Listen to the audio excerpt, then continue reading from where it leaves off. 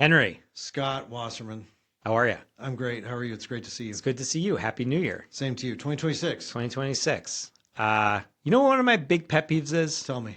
I feel like politicians should read the newspapers. I feel like I go down to the state capitol, I'll talk to legislators, I'll talk to lobbyists, and I'll reference things that are happening in the paper because I figure everybody's seen them, and people don't read that. They don't read that, like, that article about their own bill in which they said this and somebody said that, or this fact was given, and people aren't paying attention. So I thought it would be really good to just start with the headlines. So, like, just for today, we got four biggies: Colorado Sun, Denver Post. I always look at Colorado's Attorney General vows to fight back against Trump's revenge campaign against the state.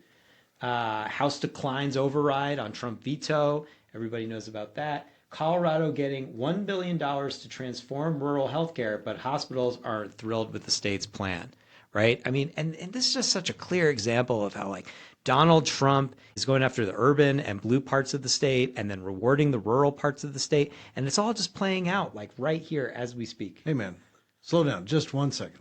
What are we doing here? We're making a podcast. How about that? We should do a podcast. We should. That's what's going to solve the problem of people not reading the newspaper. One podcast is going to cure that little ill.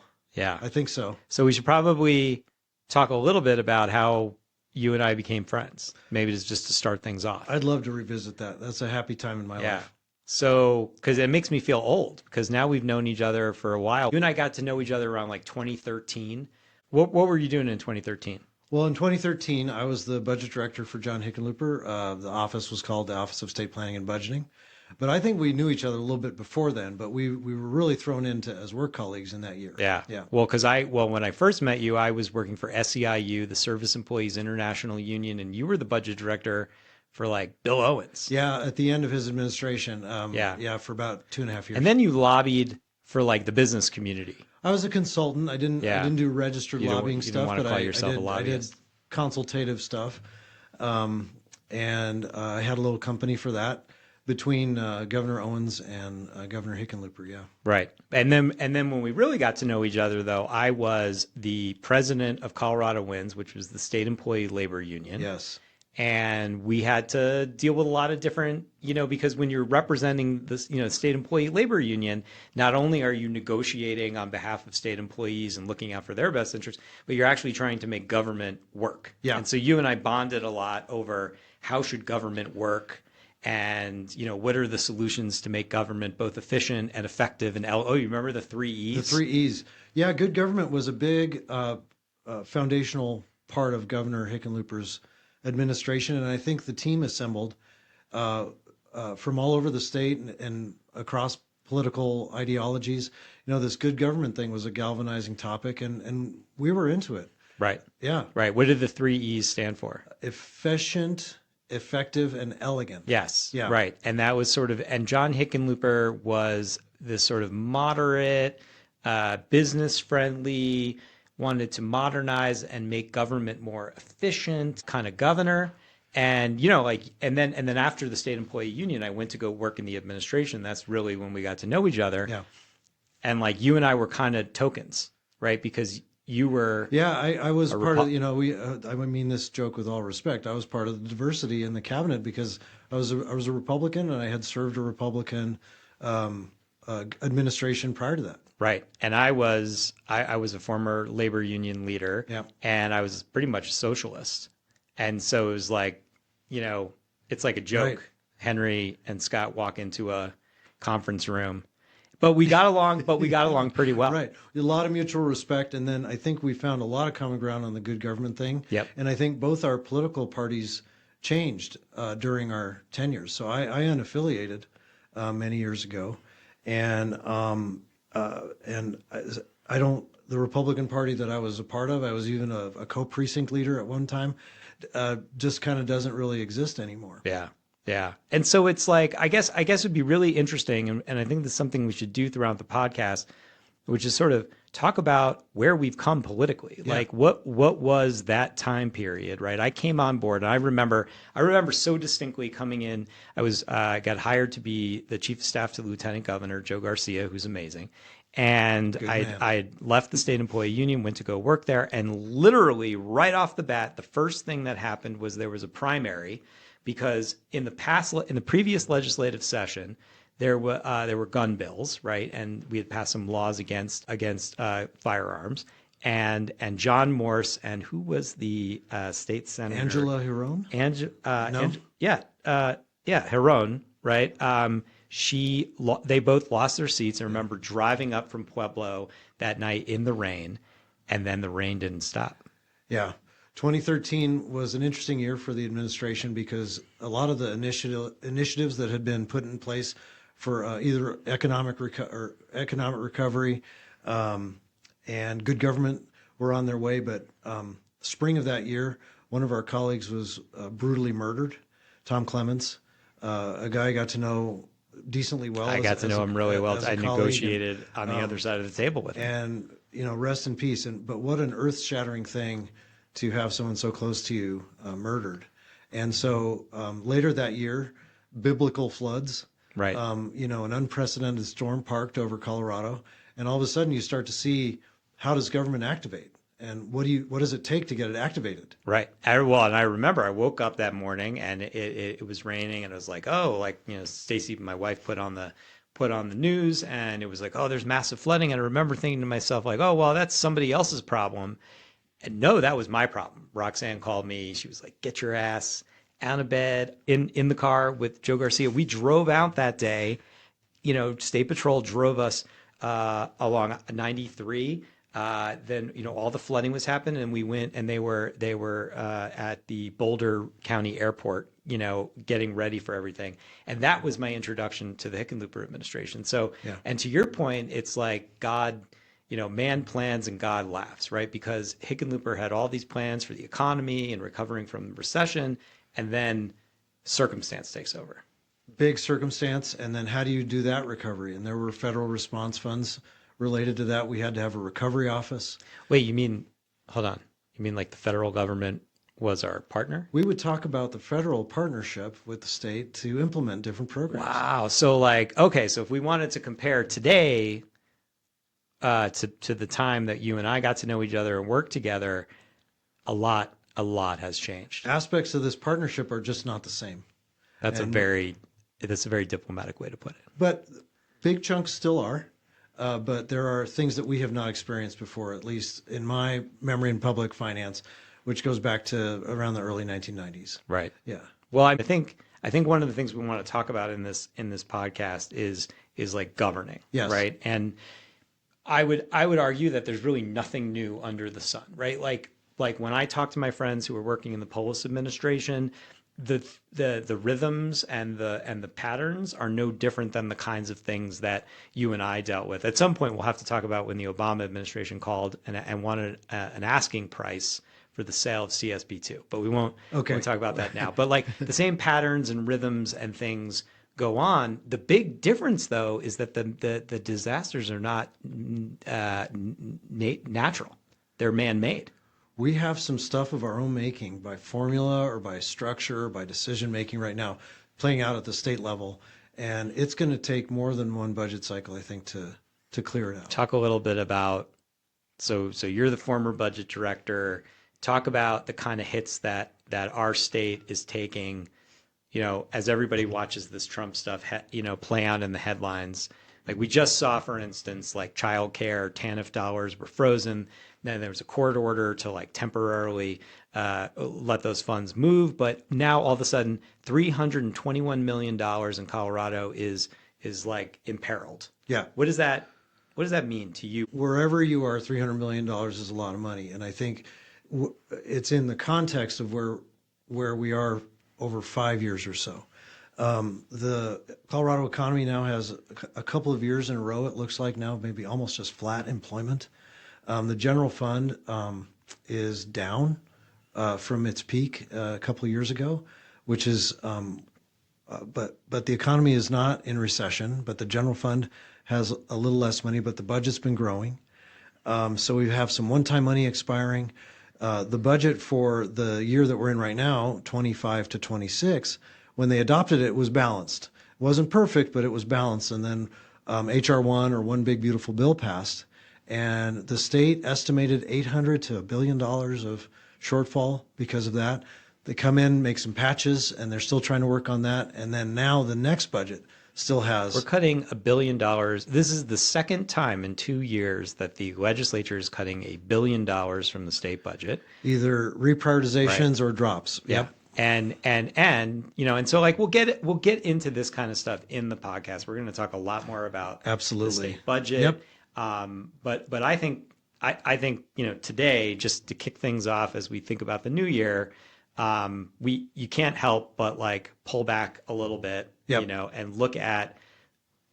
I think the big change is that the folks in Colorado are governing with a gun to their head, right? So the headlines in today's paper: AG Weiser is on his 50th lawsuit against the federal government, and now alleging that there is a revenge taking place, that this is like a vindication that Donald Trump is taking against the state. And then there was a headline just 2 days ago, once again reminding Coloradans that Jared Polis is looking at potential commutation of Tina Peters' sentence. Yep. Right. So like this idea that we are governing with a gun to our head, and this idea that the federal government is not a partner, it seems like a really big deal. I think it's a big deal. I think it's new, and we don't know how to react to it because the system is meant to put, the taxation and the responsibility at the appropriate level. So the local governments do like roads and bridges.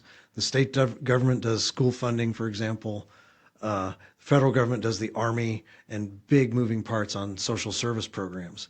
And so on the margin, this agreement, the way the money should flow, getting our own tax money back, for example, voted on by the Congress. And this idea of that we're under revenge, just for our listeners who don't follow it as closely as maybe that we do, just a couple weeks ago, I think the president said he hoped our governor would rot in hell, I think, and that was related to the Tina Peters fight. Mm-hmm. So this is not the dynamic that we're used to. Yeah. I mean, with something like that, for me, here's the thing. Like there's just, to me, it is anathema to me that we would do anything to change the sentence that Tina Peters got. And at the same time, I understand there is like an actual dilemma here. Whether or not you're for it or against it, there is an actual dilemma that we face as a state where, we can either choose the easy path or the hard path, right? And maybe sometimes I check myself and I'm like, well, maybe, I don't know, maybe it would be reasonable. But I think there's like too much at stake.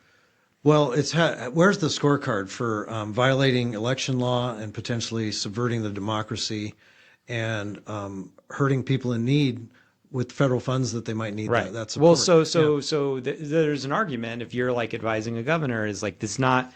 Look, all the emotion and all the symbolism, everybody's getting all upset. You have a state to run and you need these dollars to flow. And so why don't you just cut a deal? I guess for me, though, this is like such a great example of if this was really about Tina Peters and Donald Trump really wanted her to be set free, this is actually not the way to do it. The way to not do it is to post on Truth Social and make it this showdown. But I think what that reveals is that it's not really about Tina Peters at all, right? The cruelty is the point. It would be something else. It's the act of embarrassing and humiliating and depreciating the system and the rules, right? And so that's the thing is I have zero confidence. Like, let's just say for argument's sake, I thought that, we should just cut a deal and move forward. There'll be something else. It just occurred to me, it might be a twofer. It might be the embarrassing moment and this last little thing around the January 6th thing for the president. So the stakes might actually be a little bit higher, and he might be willing to turn more screws. Yeah. And that could be why Governor Polis acknowledged that he was revisiting aspects of this sentence. Yeah. Yeah. It just, I think the thing is there's no cute or clever way forward here. And I think what this is exposed to me, and this is an issue that, I feel strongly about, is like, you can't defend a state if you can't fund it. Colorado we budget on exhaust fumes. And as a result, we are in no position to pay for some of the things that are being. So, I'd rather be a California or a New York in this situation. And I realize things aren't easy for them, but at least they have money to pay for the things that are being threatened. I think what this has revealed is that we don't even have enough money to run existing programs without dollars being pulled. Colorado is getting to have this conversation with or without Donald Trump, I think. I think Donald Trump, ironically, is helping us have this conversation in Colorado. That's what I was getting at. Yeah. We've decided to add programs that we don't have permanent money for. Mm-hmm. We've decided to add one-offs with special money that we like. Healthy Meals for All. Yeah. Add-ons. I think about these things as add-ons. Like add-ons. Yeah. And City of Denver has it. We'll talk about some of those too. We've got a lot of add-ons, and then you click back out, and if you're a general person who looks at the budget and says, wow, these guys have a lot of money, but no flexibility. And the no flexibility is not apparent. And then meanwhile, the basics. How much should we pay for schools? How smooth should the roads be?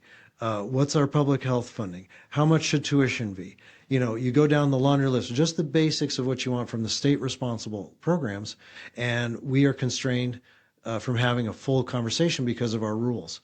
And then when we go in and try and fix the rules, it turns into a big political fight because we're not working backwards from the same goal. Right. And I guess what I would just throw out there, and so I mean, I think the stakes. The difference between the time in which you and I work together and these kinds of issues, Tabor, and can we afford healthcare and education, and these issues like that existed on one plane. What is you and I could have never envisioned, but the act of getting rid of all the rules and just sort of breaking up the status quo, I think is actually going to put Colorado in a position to have like much bolder conversations about fiscal policy and all of these things. And there you go. And the challenge is, can we agree that we're Coloradans first versus Democrats and Republicans? I would like to think so. Wouldn't that be an interesting conversation if that was the baseline table stakes? I like that. I like that set. I like that. How did it sound, guys?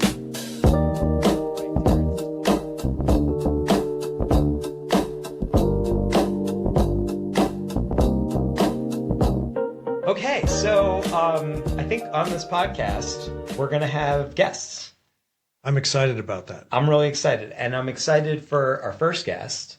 And before we reveal our first guest, I'll just say that I think, because I think you and I want to talk about the dilemmas that come up when we govern. Right? That like if you assume that like there's really nothing new under the sun and that the patterns and rhythms of governing are pretty much the same, except the cast of characters and circumstances change, then it's really important to talk to people who are and are leaders and to like talk to them about the big dilemmas and the big challenges they face and try to find patterns. Yeah. So, doom scrolling and the internet's changing everything. There's still humans involved, as Cornel West would say. And so we can learn from how other problems have been solved. And like we talked about in the first segment, if we start that we're Coloradans and work backwards, a lot of magic can happen. So that's our premise. Yeah. We want to push on that, and I think our first guest is going to help us do that. So our first guest is former House Speaker Terrence Carroll, probably one of the more interesting people I know. Because you wear so many different hats. You are a former House Speaker, you're an attorney, you are a minister to a community, and you are actually just an awesome guy that I enjoy talking to. And you and I have known each other. I mean, basically, I came to Colorado in 2000. You walked in the door in like 2002. Yeah, about 2002, 2003. Yeah, as a House representative. And it's great to have you here today on our podcast. Welcome. Thank you. Glad to be here. Couldn't be with two better guys. And I have to say, like, you're looking pretty dapper today. Is there a special occasion? We're in the middle of the best 16 days in January, otherwise known as the National Western Stock Show, which is 120 years old this year. And I'm proud to be on the board of directors of the stock show. Excellent. And actually, you can't see it right now, but he brought this amazing jacket. It was like the coolest, jacket that I've ever seen that was, branded for the stock show this year. Pretty cool jacket. Pretty cool. And there, you have a new facility out there. I haven't been there yet. We have the beginnings of a new facility. I mean, one side of the campus is completely redone. In about 2 to 3 years, there'll be more facilities like a new hotel, a new equestrian center, and then further down the line will be a new rodeo arena and some other cool public-private partnerships. The part that's done is where I work, part-time. Ah, okay. Yeah. The new livestock exchange building and No, at the CSU Spur the campus. Spur campus, Yeah. which it's a great facility in and of itself. It's at the center of agri-technology. Yes. Yeah, food, water, and animal health issues. And the state of Colorado built those buildings, and CSU is activating them. Great buildings. Yeah. So you were the Speaker of the House, what year? 2010? 2009, 2010. 2009, 2010. So what was going on in 2009, 2010 in the state legislature? What were like the big issues that as Speaker you ran into, confronted, worked on? The number one was probably the budget. It seems like it's always the budget for everyone. But then we had a $1 billion shortfall, just like they're facing right now. Also, we changed the oil and gas rules, and so there's an oil and gas bill that turned out to be pretty darn contentious. A highway bill that Joe Rice ran, and then Senate Bill 190, which was teacher tenure. That was a doozy. That was a doozy. That was a big one. You were cutting $1 billion, but you were cutting $1 billion for reasons people typically cut $1 billion, right? Like we had a recession. Big recession. Right. Huge. It was a great one. They called it the Great Recession. It was the Great Recession. We were just starting to come out of the Great Recession. But for all you policy nerds, state budgets always lag what's happening with the greater economy. So even though we were just starting to come out the recession and there were probably taxes or tax revenue was starting to eke up, our budget was still a year or two behind. And that's just in general what's going to happen. Yeah. And so, I mean, of all the issues you talked about, like, what was the biggest to you? What, like, as you look back on your time as Speaker, what were conflicts or things that came up that you remember clearly and think about, particularly because I think where we want to go with this is like, fast forward to today and the total dumpster fire, right? That is our politics. Could you see any of it coming? I think we could see some of it coming if you were to think about it. Because the Tea Party first became a thing somewhere around 2009, 2008, and the Tea Party impacted what was happening at our General Assembly.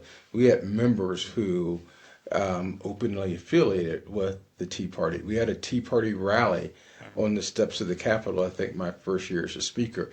And some people regard the Tea Party as the precursor for MAGA. I would actually say not actually that it's the Tea Party, but even going further back, you look at the contract with America with Newt Gingrich, and if you go further back than that, the alliance made between conservative Republicans and evangelical Christians with Paul Weyrich and Jerry Falwell. There was a vibe change. Yeah, the Tea Party was, in many ways, a vibe shift in terms of power for power's sake, I think was one underlying part of it, and that any fact that got in the way of your pursuit of power was considered fake news. And so fake news didn't really start with the current president. There were people back then who started to create their own facts. I mean, if you can call those facts, but it started creating propaganda. Because you look at, that's when Rush Limbaugh was in his heyday, and that's when Stephen Colbert called it truthiness. Yeah, all those things. Yeah. I mean, so you got Rush Limbaugh in his heyday. Who's the other guy who, Alex Jones started coming up, Tucker Carlson started to emerge, and they massaged the facts in a way to create an alternative reality. Glenn Beck. What was an Glenn example? Beck. Well, so like, what was an example of the? I mean, you know, I like one thing that comes to mind, especially is like the ACA, right? Like that's when Obamacare, Right. Yeah. And I don't know, maybe like this is where my bias comes from. Like Obamacare was ultimately like weak sauce. It was not the universal care, healthcare Right. that I had wanted. And so for me, it was like so crazy to see the Tea Party taking Obamacare and being like, death panels and That was the craziest thing about the whole right. thing, this whole death panels. I'm like, where the F did death panels come from? I'm not sure if you curse on a podcast. Say the F word on this podcast. This is a big moment. Do we allow? I mean, if it's are we gonna?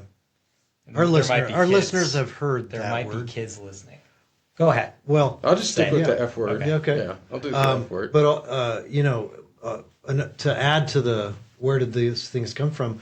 Big parts of that bill came out of conservative think tanks as a way to restructure insurance, get everybody into the same system, and the fight against it turned into something unexpected. Actually, on that note, there was actually a story this week about how the Heritage Foundation and their economists and lawyers created early on many pieces of what ended up in the ACA, and because of politics, they disavowed what they had done. So fun fact. So you became speaker 2009, Great Recession occurred, Obama came in.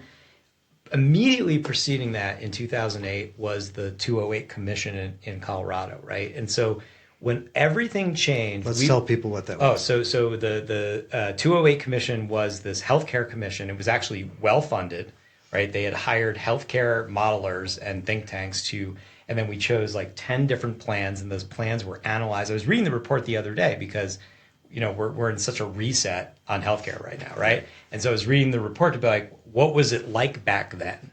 And we were so reasonable.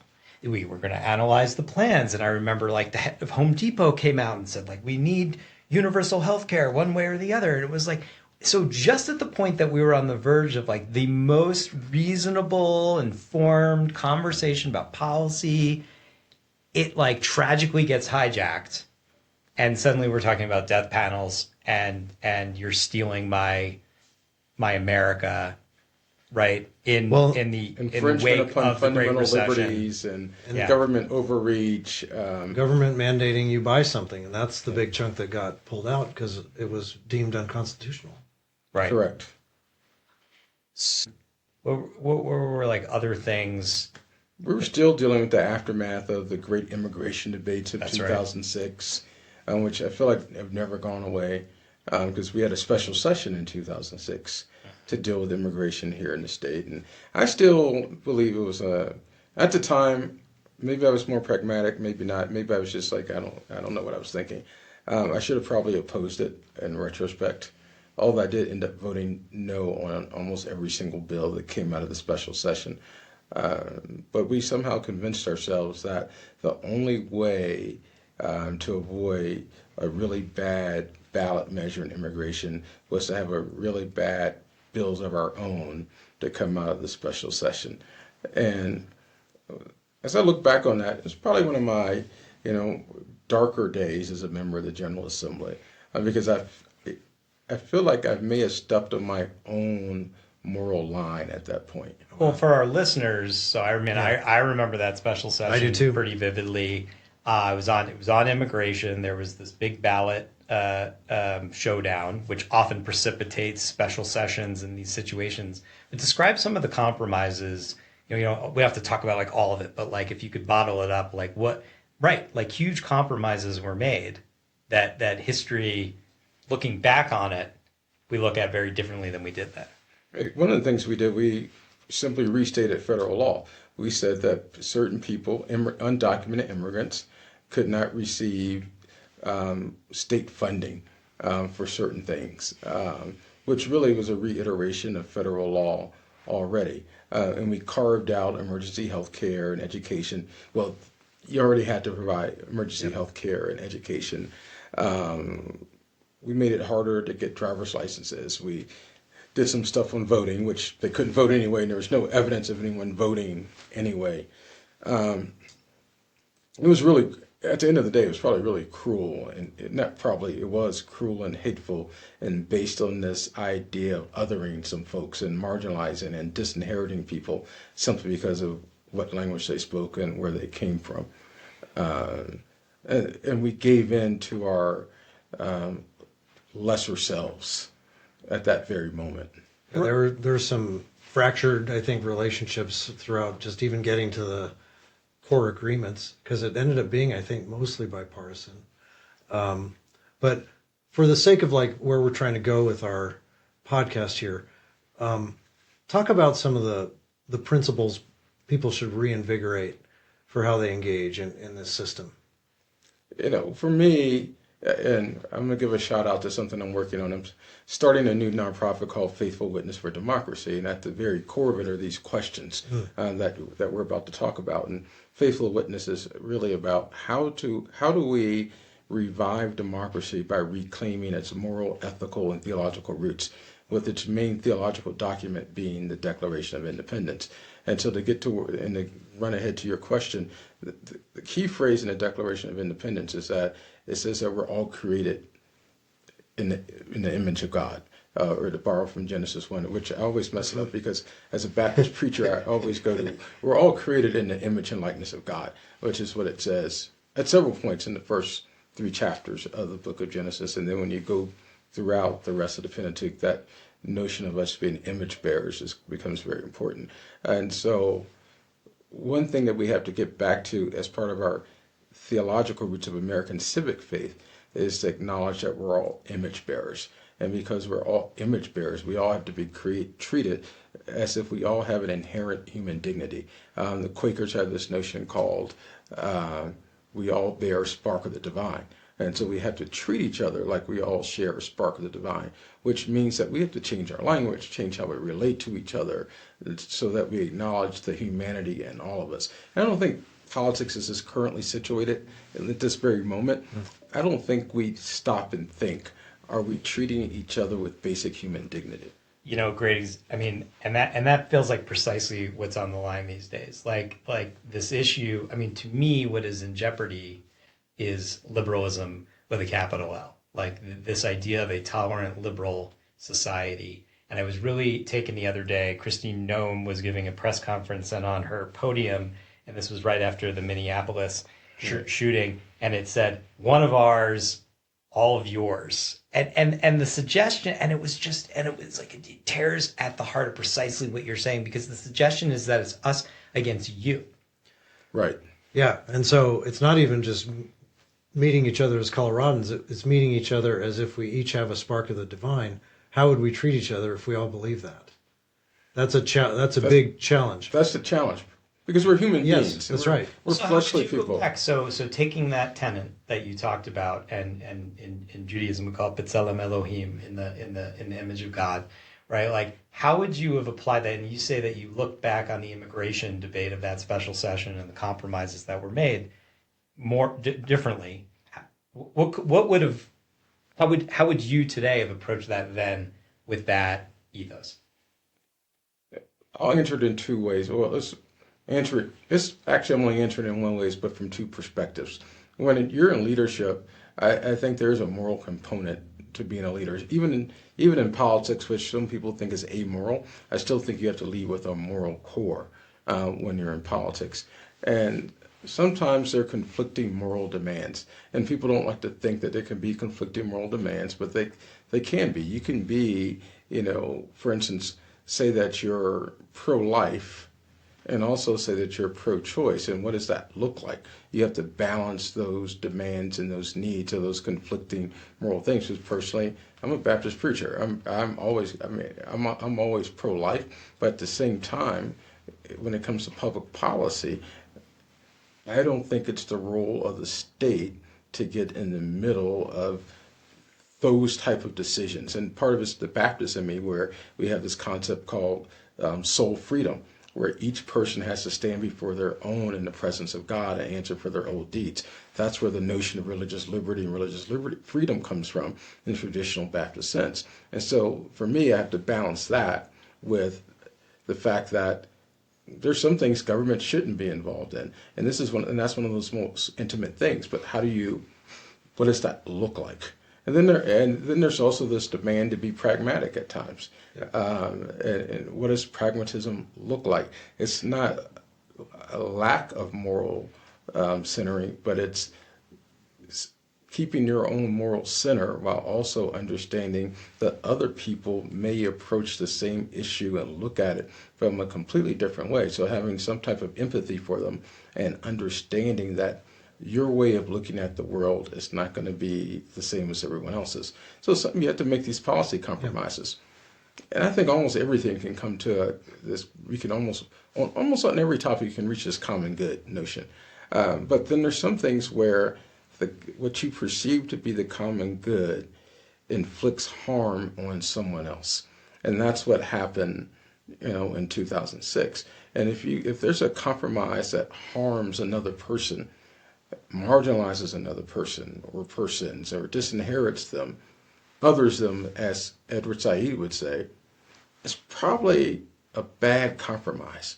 And those of us who are in leadership have an obligation at that point to say, yeah, we may lose some votes, but we have to be on the side of reducing harm reduction.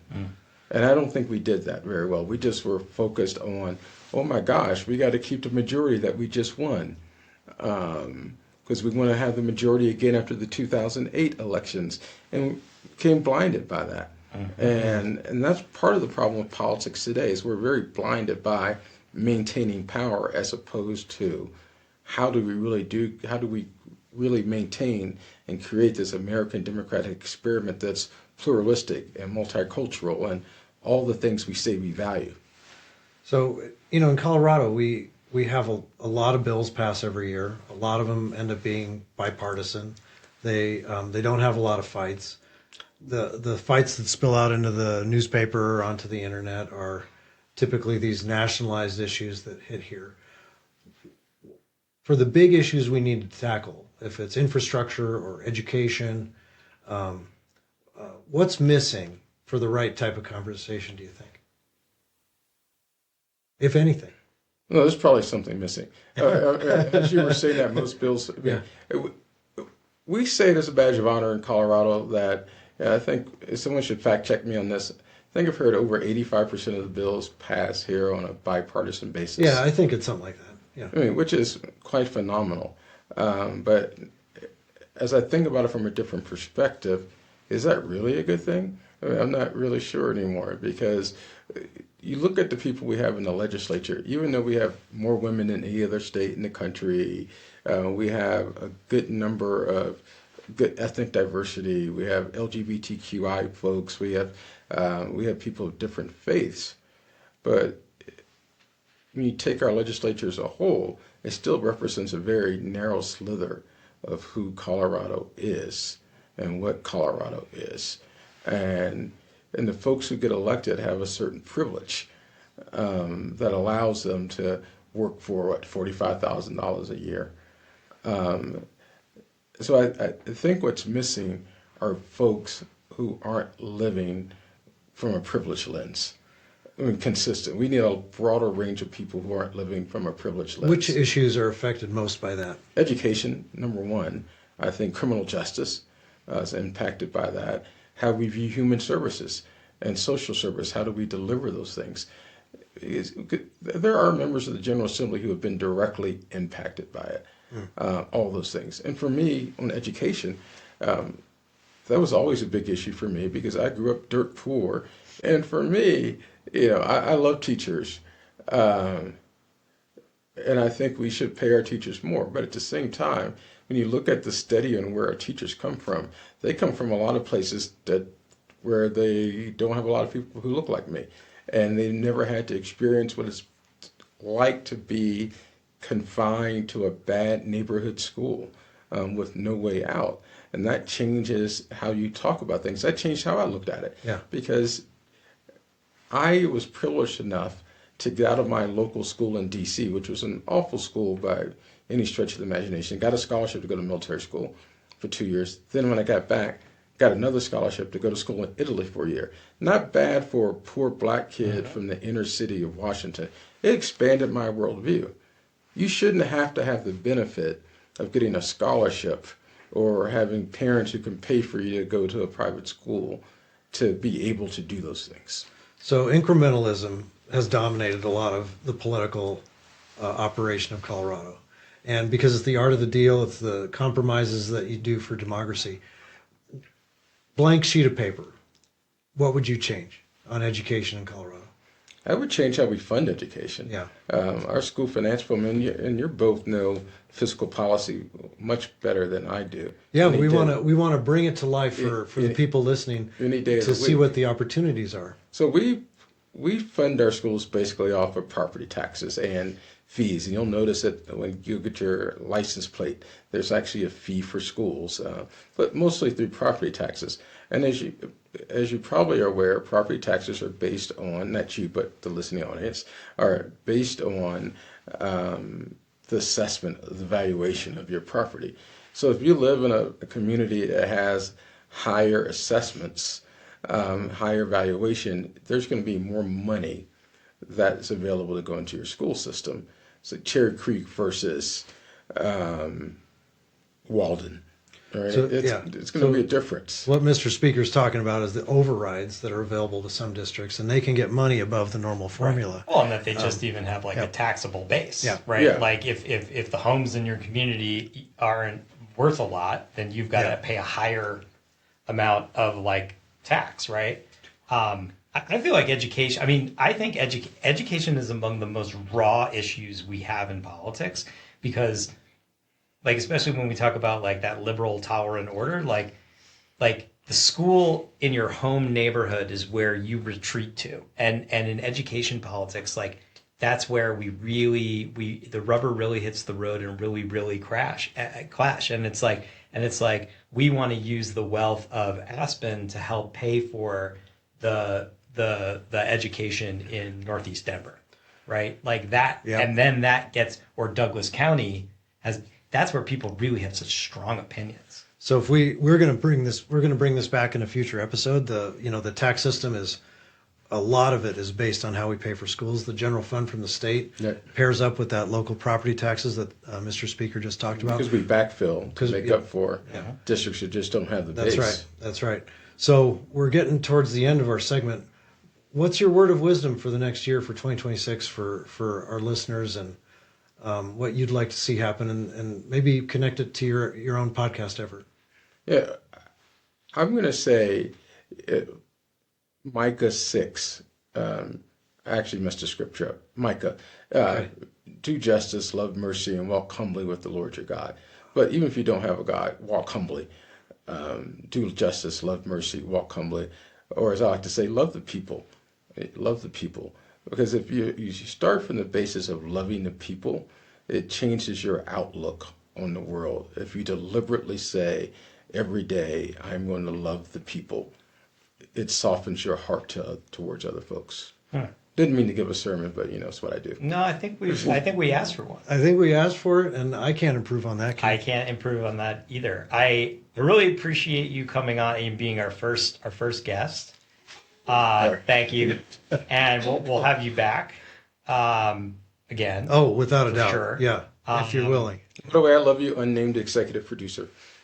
And we all love him. He's a pretty good guy. He's a good guy. One day he'll be revealed. In Yes. an episode. Future episode. Okay, so thank you so much. Enjoy the stock show Thank today. you. I hope it Thank goes you. well, and we'll be talking to you soon. What a Actually, pleasure. I'm getting the unnamed executive producer to ride bulls and see if he survives. Don't hurt him. Don't hurt him. All right, we'll see you next time. See you. Thanks for having me. Okay. Thank you. Love the bordello chair. I know, right?